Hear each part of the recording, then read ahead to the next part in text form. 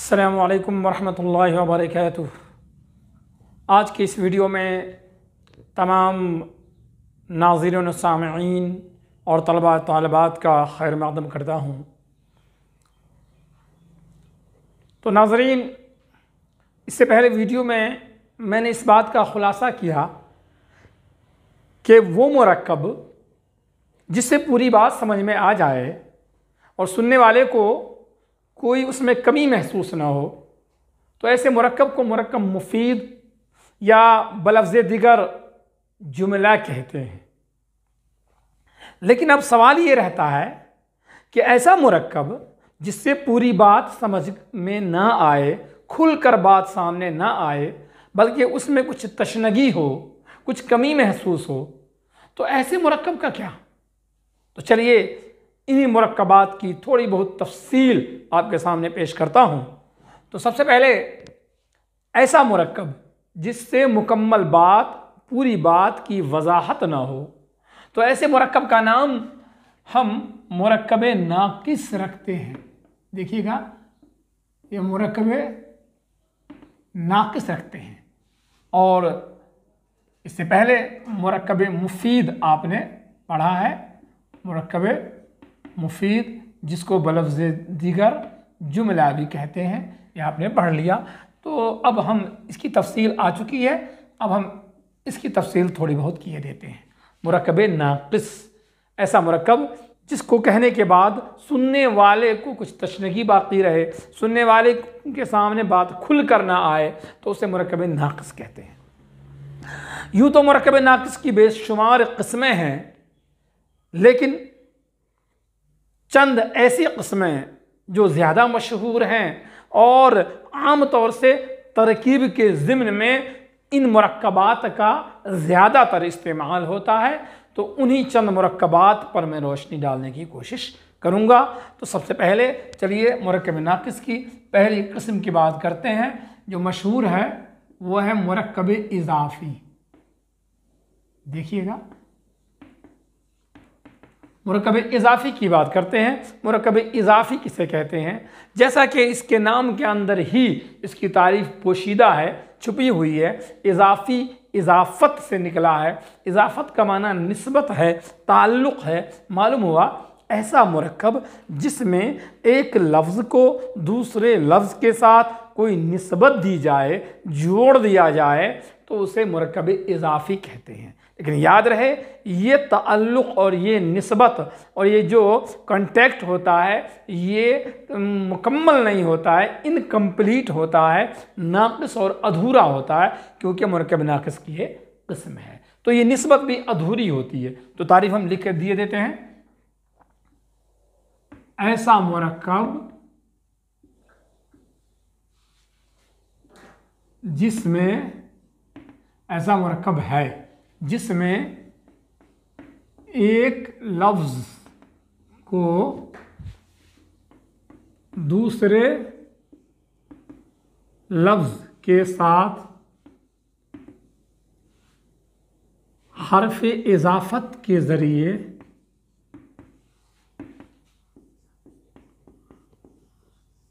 जोड़ा जाए।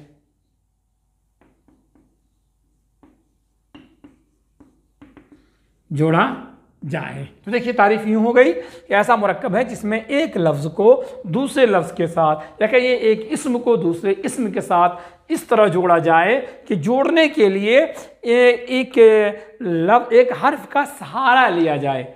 जिस लफ्ज़ का सहारा लिया जाता है जोड़ने के लिए, उसी लफ्ज़ को या उसी हर्फ को हम कहते हैं हर्फ इज़ाफ़त। तो गोया कि पहले हुरूफ इज़ाफ़त को समझना ज़रूरी है, समझना नहीं, याद रखना ज़रूरी है। तो पहले हम हुरूफ इज़ाफ़त की बात करेंगे। तो देखिए, हुरूफ इज़ाफ़त 9 है। ये 9 है।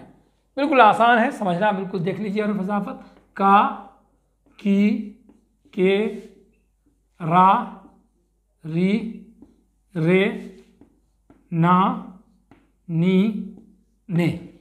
ये मुकम्मल 9 हुरूफ इज़ाफ़त हैं। और इनमें से किसी एक हरफ इजाफत के ज़रिए दो इसमों को या दो लफ्ज़ों को आपस में जोड़ा जाता है। तो जब जोड़ने के बाद जो मुरक्कब और जो मिक्सचर, जो ग्रुप हमारे सामने आता है, हम उसी को मुरक्कब इजाफी कहते हैं। तो जाहिर बात है, चूंकि दो लफ्ज़ों को जोड़ा गया है तो किसको किसके साथ जोड़ा गया है, तो वो देखिएगा, जिसको जिसके साथ जोड़ा जाए वो होगा मुज़ाफ़ इलैह, और जिसको जोड़ा जाए वो मुज़ाफ़ कहलाएगा, और बीच में हर्फ इजाफत होता है। तो एक मिसाल से हम थोड़ी इसकी वजाहत करते हैं। एक मिसाल दिए देते हैं, देखिएगा, जैसे अल्लाह का बंदा, गौर कीजिए इस मिसाल में, अल्लाह का बंदा, तो बंदे को अल्लाह के साथ जोड़ा गया है। जिसको जोड़ा जाएगा जाहिर बात है वो कमतर होगा, और जिसके साथ जोड़ा जाएगा उसका रुतबा और दर्जा थोड़ा बड़ा होगा। इस ज़हन में पहले से रखिए।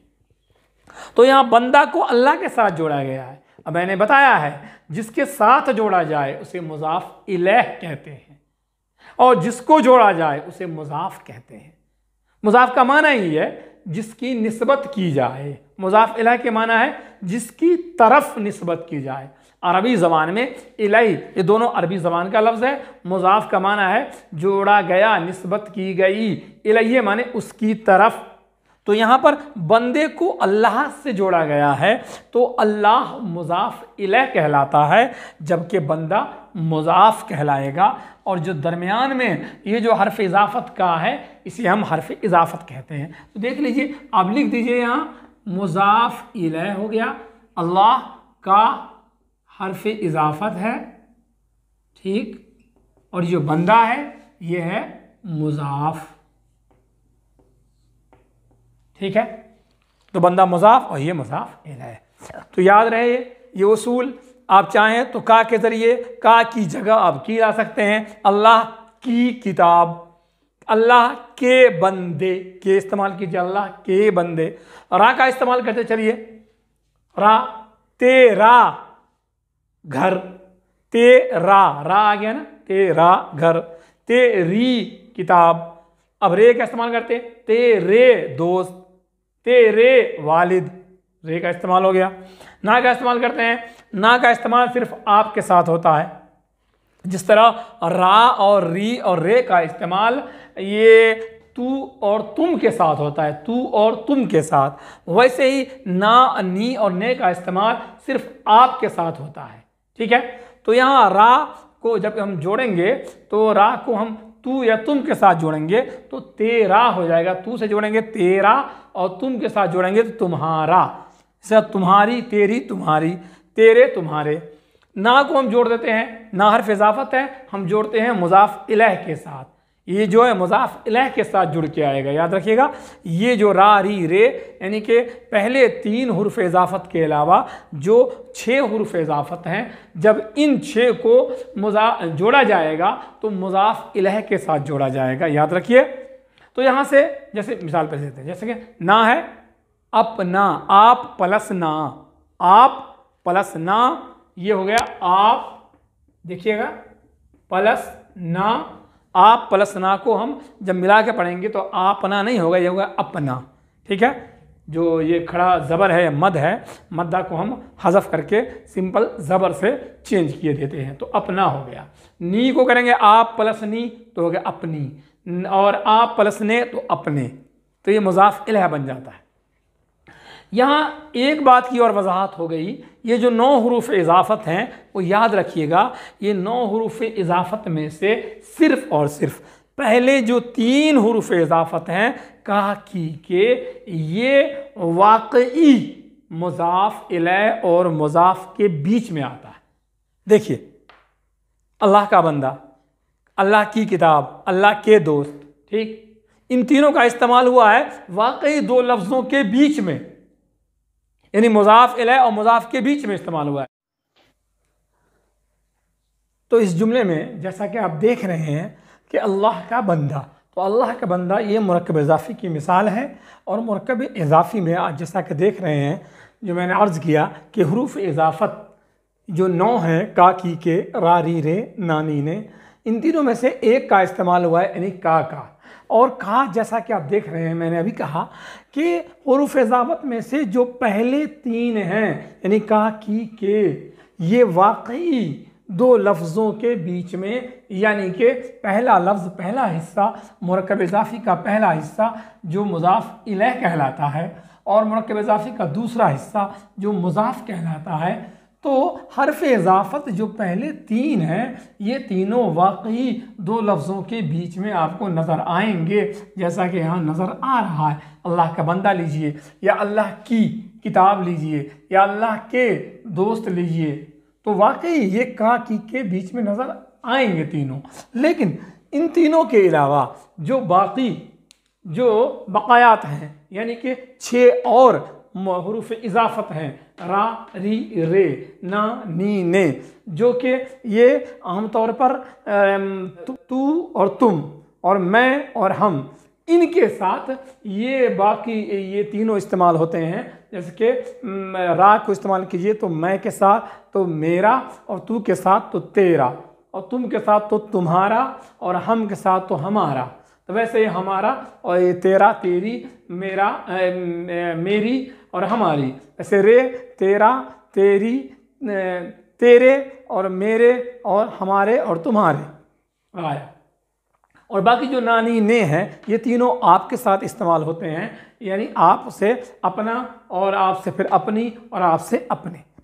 ये जो 6 हैं बकायात, ये 6 के 6 मुज़ाफ़ और मुज़ाफ़ इलैह के बीच में इस्तेमाल नहीं होते हैं। आप एक मिसाल में देख लीजिए, रा का इस्तेमाल करते हैं, मेरा घर। आप देख रहे हैं मेरा घर में ये मेरा है मुज़ाफ़ इलैह और घर है मुज़ाफ़। हर्फ इजाफ़त अगरचे इन दोनों के बीच में ये रा है, लेकिन इस रा को मैं से अलग नहीं किया जा सकता, बल्कि ये 6 के 6 हुरूफ इजाफ़त रारी रे नानी ने मुज़ाफ़ इलैह का हिस्सा होते हैं, मुज़ाफ़ इलैह के अंदर ही पैवस्त होते हैं, इनसे अलग मुज़ाफ़ इलैह से अलग नहीं किया जा सकता। तो मेरी बात समझ में आ गई? तो पहले 3 हुरूफ इजाफ़त का, की, के, ये मुज़ाफ़ और मुज़ाफ़ इलैह के बीच में होता है, जबकि बाकी जो 6 हुरूफ इजाफ़त हैं, रा, री, रे और नानी ने, ये तीनों मुज़ाफ़ और मुज़ाफ़ इलैह के बीच में तो होते हैं, पर ये मुज़ाफ़ इलैह का हिस्सा होते हैं, उनसे अलग नहीं किया जा सकता। तो ये है मुरक्कब इज़ाफ़ी की मुकम्मल बहस। उम्मीद है कि आपको मुरक्कब इज़ाफ़ी जो मुरक्कब नाक़िस की किस्म है समझ में आ गई होगी। तो अगर वाकई बात समझ में आ गई है तो आप काबिल तारीफ़ हैं और आपको मुबारक है। तो इस वीडियो में आज इतना ही। इंशाअल्लाह अगले वीडियो में हम मुरक्कब नाक़िस की मज़ीद चंद किस्मों की वजाहत करेंगे। जब तक इजाज़त दीजिए। अस्सलामु अलैकुम वरहमतुल्लाहि व बरकातुहू।